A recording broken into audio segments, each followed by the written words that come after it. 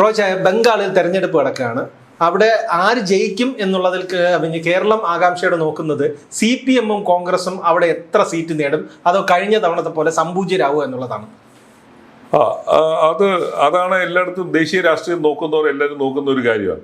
അതായത് നമ്മുടെ സ്വാതന്ത്ര്യം കിട്ടിയ 1947 മുതൽ 77 വരെ കണ്ടിന്യൂസ് ആയിട്ട് ഭരിച്ചുകൊണ്ടിരുന്നത് കോൺഗ്രസ് ആയിരുന്നു. 77 മുതൽ 2011 വരെ, അതായത് 34 വർഷം ഭരിച്ചത് CPM ആണ്, ഇടതുപക്ഷ മുന്നണിയാണ് ഭരിച്ചത്. അപ്പോൾ ഇന്ന് ഈ രണ്ട് പാർട്ടികളും നിലനിൽപ്പിന് വേണ്ടി ചക്രശ്വാസം വലിക്കുന്ന സ്ഥിതിയിലാണ്. രണ്ടുപേരുടെയും സ്ഥിതി അതീവ ദയനീയമാണ്. കഴിഞ്ഞ നിയമസഭയിൽ രണ്ട് പാർട്ടിക്കും ഒരു സീറ്റ് പോലും ഇല്ലായിരുന്നു. 34 വർഷം ഭരിച്ചതും അതുപോലെ 47 മുതൽ അതും 30 വർഷം ഭരിച്ച ഈ രണ്ട്, അങ്ങനെ ഏതാണ്ട് 70 വർഷത്തോളം ഭരിച്ച രണ്ട് പാർട്ടികളുടെ സ്ഥിതി അതിദയനീയമായിട്ട് തുടരുകയാണ്. അപ്പോൾ ഈ തെരഞ്ഞെടുപ്പിനകത്ത് അവിടെ നമ്മൾ പ്രത്യക്ഷത്തിൽ നോക്കുമ്പോൾ തൃണമൂലും BJP-യും തമ്മിലാണ് മത്സരം എന്നുള്ള, അവരാണ് ഇപ്പോൾ മുഖ്യ ഭരണകക്ഷിയും പ്രതിപക്ഷവുമായിട്ട് അവർ തന്നെയാണ് നിൽക്കുന്നത്. അപ്പോൾ അതിനിടയിലാണ് ഈ രണ്ട് പാർട്ടികൾ ഒറ്റയ്ക്കൊറ്റയ്ക്ക് മത്സരിക്കുകയും ചെയ്തത്. ഇവർക്ക് എത്ര സീറ്റ് കിട്ടും, അതാണ് ഒരു ദേശീയ രാഷ്ട്രീയം നോക്കുന്നവരും ബംഗാളിലെ സ്ഥിതി നോക്കുന്നവരും ഒക്കെ ആകാംക്ഷയോടുകൂടി നോക്കുന്നത്. കാരണം ഈ രണ്ട് പാർട്ടിക്കും കഴിഞ്ഞ തവണ 3-4 കഴിഞ്ഞ നിയമസഭാ തെരഞ്ഞെടുപ്പിൽ കേവലം 4% CPM-നിട്ട്, കോൺഗ്രസിനും ഏതാണ്ട് അത്രയും തന്നെ ഉണ്ടായിരുന്നുള്ളൂ. അപ്പം ഈ രണ്ട് പാർട്ടികൾക്കും 4% കിട്ടിക്കൊണ്ട് സീറ്റ് കിട്ടുന്ന ഒരു അവസ്ഥയിലല്ല. ഈ രണ്ടു പേർക്കും, CPM-നും കോൺഗ്രസിനും, ഇവർക്ക് അവരുടെ ശക്തി ദുർഗങ്ങൾ എന്ന് പറയുന്ന ഒരു പ്രദേശം തന്നെ ഇപ്പോൾ ഏതാണ്ട് ഇല്ലാതായി കഴിഞ്ഞില്ല. ഒരു കാലത്ത് ന്യൂനപക്ഷങ്ങളുടെ വലിയ സ്വാധീനം ഉണ്ടായിരുന്ന പാർട്ടിയായിരുന്നു CPM. അത് പൂർണ്ണമായും അവർ CPM-ന്റെ അണികളെയും നേതൃത്വത്തെയും പൂർണ്ണമായും തൃണമൂൽ കോൺഗ്രസും BJP-യും പിന്നെ കൈക്കലാക്കി കഴിഞ്ഞു. അപ്പം അണികളും ഇല്ല, നേതാക്കളും ഇല്ലാത്ത ഒരവസ്ഥയിലാണ് ഈ രണ്ട് പാർട്ടികളും അവിടെ നിൽക്കുന്നത്. ഒരു ദേശീയ തലത്തിലോ അങ്ങനെ അറിയപ്പെടുന്ന ഒരു നേതാവ് പോലും രണ്ടു കൂട്ടരുടെയും കാര്യമായി മത്സരിക്കുന്നില്ല. ആകെ കോൺഗ്രസിന്റെ മത്സരിക്കുന്ന അധീർ രഞ്ജൻ ചൗധരി, മുൻ ലോക്സഭയിലെ കോൺഗ്രസിന്റെ നേതാവായിരുന്ന അധീർ രഞ്ജൻ ചൗധരി മത്സരിക്കുന്നതാണ് ഒരു അത്യാവശ്യം ഒരു ജനശ്രദ്ധ കിട്ടുന്ന ഒരു സ്ഥാനാർത്ഥി എന്ന് തോന്നുന്നത്. CPM-ന്റെ ആരാണ് പോലും മത്സരിക്കുന്നത് പോലും ആർക്കും അറിഞ്ഞുകൂടാത്ത സ്ഥിതിയാണ്. അങ്ങും ഇങ്ങും 10-40 സീറ്റുകളിൽ മാത്രമാണ് ഒരു പക്ഷേ ഇവർ രണ്ടുപേരും മത്സരിക്കുന്നതെന്നാണ് തോന്നുന്നത്. കാരണം കാര്യമാത്ര പ്രസക്തമായി തന്നെ ഇവർക്ക് ഒരു ചലനം ഉണ്ടാക്കാൻ കഴിയുന്ന സ്ഥിതിയിൽ 2016 രണ്ട് പാർട്ടിയും യോജിച്ചാണ് അവിടെ തൃണമൂലിനെതിരെ മത്സരിച്ചത്. പക്ഷേ കാര്യമായ നേട്ടമൊന്നും അന്ന് ഉണ്ടാക്കാൻ കഴിഞ്ഞില്ല. ഇപ്പം ബംഗാളിലെ സ്ഥിതി എന്ന് പറയുന്നത് CPM-ന് ബംഗാളിൽ നിന്ന് ലോക്സഭയിൽ അംഗങ്ങളില്ല, രാജ്യസഭയിൽ അംഗങ്ങളില്ല, MLA-മാരില്ലാത്ത അതീവ ദയനീയമായ സ്ഥിതിയാണ്. സമാനമായ രീതിയാണ് കോൺഗ്രസിന്. കോൺഗ്രസിന് അവിടുന്ന് കാര്യമായ നേതാക്കന്മാരൊന്നും ഇല്ലാത്ത ഒരു സ്ഥിതിയാണ് അവിടെ ഉള്ളത്. അപ്പോൾ ഈ രണ്ട് പാർട്ടികളും ഇനി ഈ ബംഗാൾ പോലെ അവരുടെ ഒരു കാലത്ത് അവരുടെ ശക്തി കേന്ദ്രത്തിൽ നിന്ന് അവർക്ക് ഇനി പ്രസക്തി ഉണ്ടോ ഇല്ലയോ എന്ന് പോലും വരുന്ന ഒരു അവസ്ഥയിലേക്കാണ് നിൽക്കുന്നത്. അണികൾ രണ്ടുപേരും, രണ്ട് പാർട്ടിയുടെ അണികൾ ഇവരെ ഏതാണ്ട് പൂർണ്ണമായി കൈയൊഴിഞ്ഞ ഒരവസ്ഥയില്ല. തിരിച്ചുവരവിൻ്റെ ഒരു സൂചന പോലും കാണുന്നുമില്ല. അപ്പം എന്തുകൊണ്ടാണ് രണ്ടുപേരെയും ജനങ്ങൾ തൂത്തെറിഞ്ഞു എന്നുള്ളതിനെ പോലും ഒരു വിശകലനമോ പഠനമോ ഒരു സ്വയം വിമർശനമോ നടക്കുന്നുമില്ല. ഒരു വശത്ത് രണ്ടുപേരും ഇപ്പോഴും പഴയ പ്രതാപത്തിൻ്റെ കഥയും പറഞ്ഞുകൊണ്ട് മൂലയ്ക്കിരിക്കുന്നു എന്നുള്ളത് ഒഴിച്ചാൽ രണ്ടുപേർക്കും തിരിച്ചുവരവിനുള്ള ഒരു സാധ്യതയും കാണുന്നില്ല. രണ്ടുപേരെയും ജനങ്ങൾ വെറുത്തു എന്നുള്ളത് കൊണ്ടാണല്ലോ പുതിയ രണ്ട് പാർട്ടികളിലേക്ക് ഈ അവരുടെ അണികൾ മുഴുവൻ ഒഴുകിപ്പോയത്. CPM പോലും വലിയ വിപ്ലവം പറഞ്ഞുകൊണ്ടിരുന്ന പാർട്ടിയുടെ അണികൾ എങ്ങോട്ട് പോയി എന്നുള്ള ചോദ്യത്തിന് പോലും അവർക്ക് ഉത്തരവില്ല. എന്തുകൊണ്ടാണ് 34 വർഷം ഭരിച്ച പാർട്ടിയെ വളരെ പെട്ടെന്ന് എടുത്ത് വെളിയിൽ കളഞ്ഞത്? ഈ ചോദ്യങ്ങൾക്കൊന്നും ഇപ്പോഴും കൃത്യമായ ഒരു മറുപടി പറയുന്ന സ്ഥിതിയിലല്ല. കഴിഞ്ഞ വർഷമാണ് 2021 ജൂലൈ 8-ാം തീയതി ജ്യോതി ബാസുവിൻ്റെ ജന്മദിനമാണ്. അന്ന് നിയമസഭയിൽ ജ്യോതി ബാസു അനുസ്മരണം നടത്താനായിട്ട് വിളിച്ചപ്പോൾ ആ ജ്യോതി ബാസുവിനെ അനുസ്മരിച്ചുകൊണ്ട് സംസാരിക്കാൻ ഇടതുപക്ഷത്തൊന്നും ഒരു അംഗം പോലും ഇല്ല. BJP അന്ന് ആ യോഗം ബഹിഷ്കരിച്ചു. കാരണം ജ്യോതി ബാസുവിനോടുള്ള BJP-യെ പണ്ട് ജ്യോതി ബാസു ഫാസിസ്റ്റ് പാർട്ടി എന്ന് വിളിച്ച് പ്രതിഷേധിച്ച് അവർ ഇറങ്ങിപ്പോയി.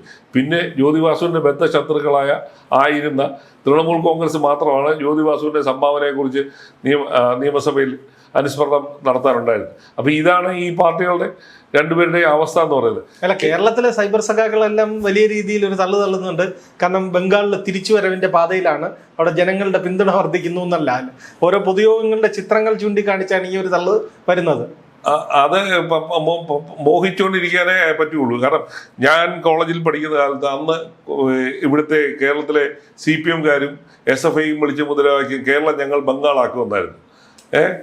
അപ്പോൾ അവിടുന്ന് ആ സ്ഥിതി ഏതായാലും ഇല്ലല്ലോ. ഇനിയിപ്പോൾ ബംഗാളിനെ കുറിച്ച് പിന്നെ മനസ്സിൽ സ്വപ്നം കണ്ടിരിക്കാനല്ലാതെ ഒരു തിരിച്ചുവരവിനുള്ള ഒരു സാധ്യതയില്ല. കേവലം 4% വോട്ട് മാത്രം കിട്ടുന്ന ഒരു പാർട്ടി എവിടെ തിരിച്ചു വരാന്? അപ്പോൾ അതാണ് സ്ഥിതി. ജനങ്ങൾ കൈവിട്ട് കഴിഞ്ഞു ഈ രണ്ട് പാർട്ടിയും.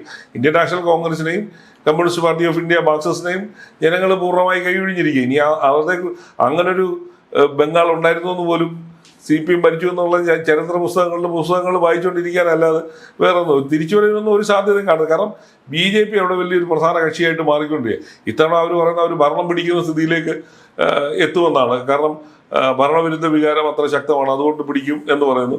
കാരണം അമിത്ഷാ അവിടെ ക്യാമ്പ് ചെയ്തിരിക്കുകയാണ്. ഇനി തെരഞ്ഞെടുപ്പ് കഴിഞ്ഞിട്ട് അദ്ദേഹം ഡൽഹിയിലേക്ക് പോകുന്നുള്ളൂ എന്ന് പറഞ്ഞ് അവിടെ നിൽക്കുകയാണ്.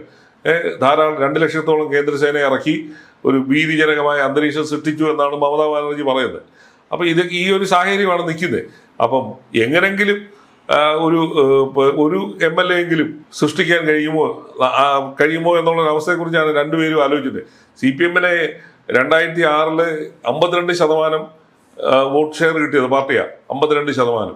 അവിടെ നിന്നാണ് ഇപ്പോൾ 4% എത്തിയിരിക്കുന്നത്.